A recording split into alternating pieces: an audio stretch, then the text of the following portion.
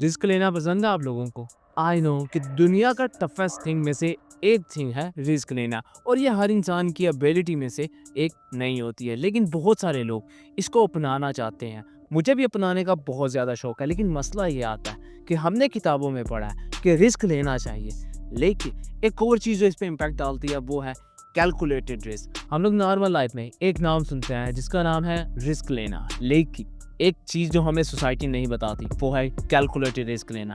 आप जितनी भी साइट पे जाएंगे ना, या जितने भी बड़े बड़े बिजनेसेस देखेंगे, उन सब ने कैलकुलेटेड रिस्क लिया है। That's why they are here. तो आज मैं आपके साथ शेयर करने वाला हूँ कि कैसे आप कैलकुलेटेड रिस्क ले सकते हैं। तो चलिए कहानी का वो क्या था आगाज करते हैं। खुशामदीद आप लोगों को फिर से एक नई जर्नी में, और आज की कहानी हमारी बहुत ही ज़्यादा इंटरेस्टिंग होने वाली है। और अगर आप चाहते हैं कि आप लाइफ में बहुत ज़्यादा ग्रो अप हो जाए और एक ऐसी एबिलिटी आपके अंदर आ जाए जो कि नॉर्मली एक बिजनेसमैन में होती है, तो आपको ये वीडियो पूरा देखना होगा। जैसे ये वीडियो आप पूरा देखेंगे तो ऑटोमेटिकली चीज़ें आपको समझ में आना स्टार्ट हो जाएंगी।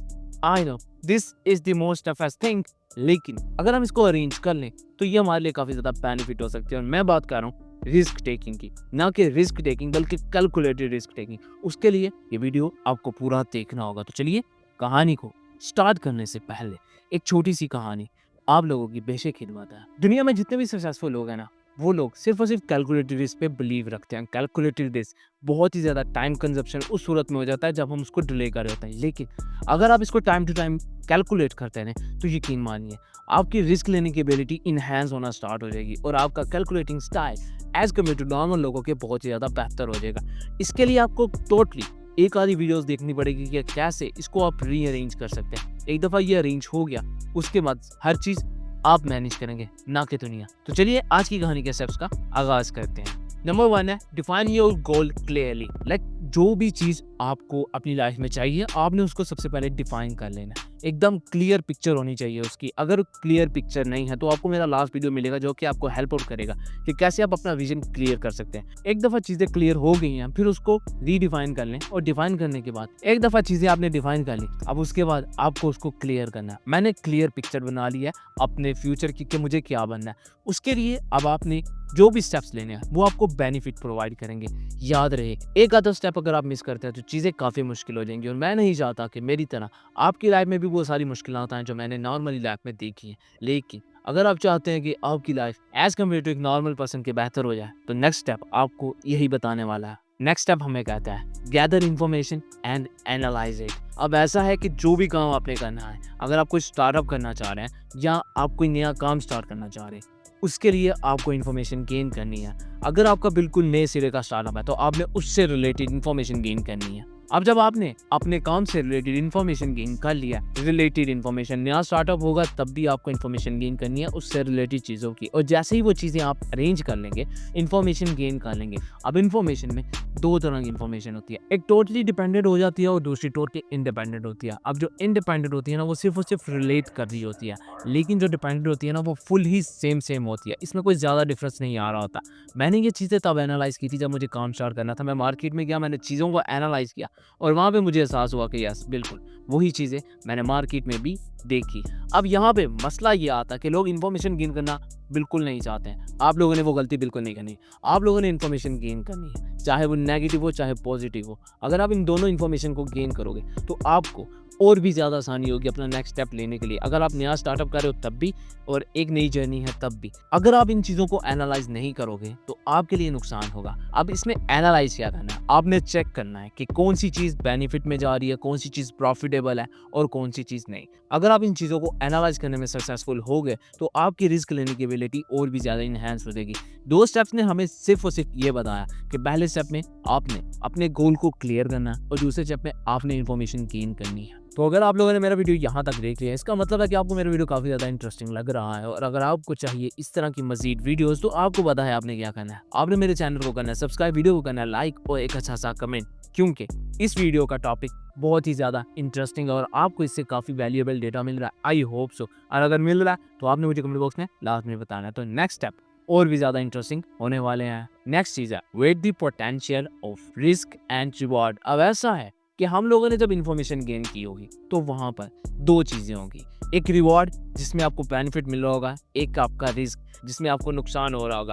अब ये दोनों चीज़ें कैसे आप एनालाइज कर सकते हैं? जब आपने इन्फॉर्मेशन गेन की तब आपके पास जो भी इन्फॉर्मेशन थी आप उसको एनालाइज करने बैठे। अब आप वेट कर रहे हो दोनों चीज़ों का। जो चीज़ें पोटेंशियल दे रही हैं वो एक तरफ जा रही हैं और जो रिस्क में है वो दूसरी तरफ जा रही हैं। अब आपने चीज़ों को दो हिस्सों में तकसीम कर दिया है। अब आपने वेटेज देनी है। जो भी चीज़ रिस्क में ज़्यादा है उसको आप कोई भी नंबरिंग दे सकते हैं, 10, 4, 3 या आप पे डिपेंडेड हो सकता है। उसके बाद आपने पोटेंशियल में देखना है, उनको भी वेटेज देनी है 10, 9, 8 के हिसाब से।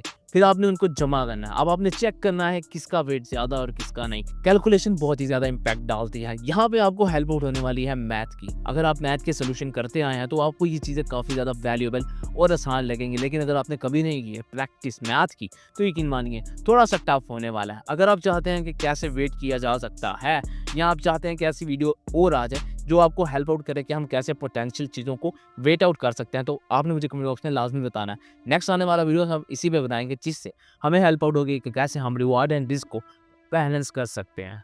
नेक्स्ट चीज़ है start small and take incremental step. अब ऐसा है कि आपने छोटे छोटे स्टेप लेने हैं और वो स्टेप लेने हैं जिससे आप बैकआउट नहीं हो सकते हैं। अब ऐसा है कि हम लोग क्या करते हैं यार, एक स्टेप लिया, सक्सेसफुल नहीं हुए थे, बैकअप पे आ गए।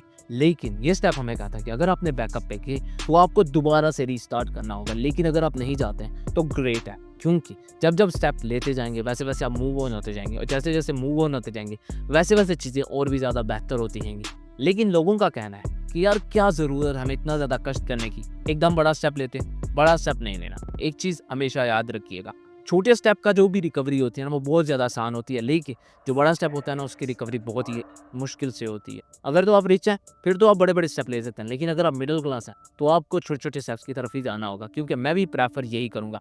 मैंने भी पर्सनली छोटे छोटे स्टेप्स लेकर ही आज तक यहाँ पे पहुँच पाया हूँ। आहिस्ता आहिस्ता करके इंप्रूवमेंट आ रही है, आहिस्ता आहिस्ता करके मूव ऑन हो रहा हूँ और अब मैं पीछे नहीं जा रहा। पीछे मुड़ के गया तो काफ़ी ज़्यादा गलतियाँ होंगी ऐसी जो मैंने कभी फ्यूचर में नहीं देखनी है। गलतियों से इंसान हमेशा सीखता है, तो इंक्रीमेंटल स्टेप यही कहता है कि अपनी गलतियों से सीखो, उसको रिवाइज करो, उसको रिन्यू करो। और अगर आप ऐसा करते हो तो चीज़ें काफ़ी अच्छे से आप मैनेज कर पाओगे। लेकिन अगर आप ऐसा नहीं करते हो तो नुकसान हमेशा आपका होने वाला है। और मैं ये आपको प्रेफर करूंगा कि जैसे जैसे चीज़ें आपकी अंडरस्टैंडिंग में आती जाए उसको अरेंज करना सीखें, ना कि डी अरेंज करना। अगर आप इनको रीअरेंज की जगह डी अरेंज करेंगे ना तो नुकसान होगा आपका, मेरा कुछ भी नहीं जाएगा, लेकिन इम्पैक्ट बहुत ही ज़्यादा होने वाला है इंसानी ज़िंदगी में। नेक्स्ट स्टेप है हैव अ कॉन्टिजेंसी प्लान। अब ये स्टेप बहुत ही ज़्यादा इंटरेस्टिंग और थोड़ा सा मुश्किल होने वाला, वो इसलिए क्योंकि ये स्टेप हमें कहता है कि आपके पास बैकअप प्लान भी होना चाहिए। नॉर्मली हम फाइनेंस की बात करें और हम लोगों से कहा जाता है कि इतनी इन्वेस्टमेंट करो कि आपके पास बैकअप पे अरेंजमेंट के लिए थोड़े बहुत पैसे बचे हों या आपके पास सेविंग हो जो आप री इन्वेस्ट करके नया बिजनेस स्टार्ट कर सको। सेम चीज़ आपने इसमें भी अप्लाई करनी है। जब आप अपने लिए इन्फॉर्मेशन गेन कर रहे होगे, जब आप वेटेज दे रहे होगे तो आपने दो चीज़ों का ख्याल रखना है। आपने एक बैकअप के लिए भी चीज़ें अरेंज करनी है। लाइक मैंने एक मार्केट को एनालाइज किया, वहाँ पे स्पाइसेस की कमी है। मैंने मार्केट वालों से बात करी, मैंने उनको बोला सर स्पाइसेस लेकर आना, बिल्कुल नए सीरीज के। अगर आप इनको मार्केट में मुतारिफ करवाएंगे तो आपका बेनिफिट काफ़ी ज़्यादा होगा। स्टार्ट में आपको थोड़ा सा जो है ना रिस्पॉन्ड तो मिलेगा, क्योंकि खाने पीने में बहुत सारे लोग सेक्रीफाइजेशन नहीं करते हैं और वो आपकी बात को मान भी लेते हैं। अगर उन्होंने मान लिया तो गुड है, और अगर नहीं माना तो आप लोगों ने एक बैकअप प्लान रखना है। आपने वहाँ की मार्केट में एक मशहूर ट्रेंड देखना है, उस ट्रेंड के रिलेटेड आपने अपना प्रोडक्ट वहाँ पे लॉन्च करना है। और जैसे ही वो चीज़ें आपकी वहाँ पे अरेंज हो जाएंगी ना तो ऑटोमेटिकली आपकी जो स्पाइसेस की वैल्यू है ना वो भी आपको हेल्प आउट करेगी। यहाँ पे भी यही कहता है, कॉन्टिजेंसी प्लान कहता है कि अगर आपके पास बैकअप प्लान होता है ना आप अपने आप को सिक्योर फील कर रहे होते हो। लेकिन अगर आपके पास नहीं होगा ना तो आप इनसिक्योर फील करोगे। नॉर्मली आप अपनी लाइफ में ही देख लो, अगर आप स्टूडेंट हो तो अगर आपके पास बैकअप में फाइनेंशियल सपोर्ट होती है तो आपको कोई टेंशन नहीं होती है, लेकिन अगर नहीं होगी तो टेंशन होगी। स्टडी की तो टेंशन होती है, साथ साथ फाइनेंशियल की भी टेंशन होगी। इसीलिए कहा जाता है कि दो चीज़ों में सवार कभी नहीं होना चाहिए। इंसानी ज़िंदगी को हमेशा एक कश्ती में सवार रहना चाहिए, और जब जब इंसान दो कश्तियों में सवार होता आ रहा है तब तब नुकसान ही होता आ रहा है। तो मैं नहीं चाहता कि आपकी ज़िंदगी में भी इतना ज़्यादा इम्पैक्ट हो जितना कि एक नॉर्मल लाइफ के इंसान में आता है। हमारी लाइफ में भी काफ़ी ज़्यादा इम्पैक्ट है, लेकिन उसकी कहानी हम किसी और दिन आपके साथ शेयर करेंगे, क्योंकि that are very important. Last चीज़ है stress your intrinsic and action. अब ऐसा है कि आपको खुद पे बिलीव होना चाहिए। ये ना हो कि खुद पे बिलीव होना हो बाकियों पे बिलीव करके आप स्टेप ले लो। खुद का लिया गया स्टेप इंसानी ज़िंदगी को काफ़ी ज़्यादा इम्पैक्ट में डालता है। खुद का लिया गया स्टेप इंसान को काफ़ी ज़्यादा मोटिवेट करता है। खुद का लिया गया डिसीजन इंसान को काफ़ी बेटर लाइफ में लेके जाता है। ट्रस्ट इशू नहीं ना होते हैं, जब खुद के ऊपर ट्रस्ट इशू नहीं होंगे तो आप ऑटोमेटिकली चीज़ें काफ़ी अच्छे से अरेंज कर पाएंगे। हमने अपनी ज़िंदगी में ये देखा हुआ है कि जैसे जैसे ट्रस्ट इशू इंक्रीज होते जाते हैं, लोग लोगों से दूर होना स्टार्ट हो जाते हैं। और मैं चाहता हूँ कि आप लोगों से दूर ना हो, बल्कि खुद से दूर ना हो। अगर आप खुद से दूर होगे ना तो चीज़ों को अरेंज नहीं कर पाएंगे, चीज़ों को ख़राब होना पड़ जाएगा। मैं नहीं चाहता कि आपकी ज़िंदगी में भी वैसा इम्पैक्ट हो, इम्प्रेशन आए। लेकिन अगर आप खुद इन चीज़ों को अरेंज नहीं कर पाएंगे तो लोग करेंगे, और लोग चीज़ों को सिर्फ और सिर्फ अपने हिसाब से अरेंज करना पसंद करते हैं। और अगर आपको लगता है कि आप इनको अरेंज कर पाएंगे तो ग्रेट है, और अगर नहीं कर पाएंगे तो प्रैक्टिस करें। Practice makes mans perfect. लेकिन अगर आप प्रैक्टिस भी नहीं करेंगे, आप चाहेंगे कि वैसे वैसे हो जाए, तो वैसे नहीं होता। वैसे करने के लिए आपको या तो रिच होना पड़ेगा या फिर एलीट क्लास में शामिल होना पड़ेगा, क्योंकि अगर आप वहाँ पे शामिल हो जाते हो तो फिर इन चीज़ों के ऊपर कोई रिस्ट्रिक्शन नहीं है। लेकिन अगर आप मिडिल क्लास में हो तो आपके ऊपर ये काफ़ी ज़्यादा रिस्ट्रिक्शंस होती है। मैं नहीं जानता कि आपको कितना ज़्यादा और टफ टाइम देखना पड़ेगा, लेकिन अगर आप इस एबिलिटी को एनहांस करना चाहते हो, रिस्क टेकिंग एबिलिटी को, तो आपको इन सबको टोटली फॉलो अप करना पड़ेगा।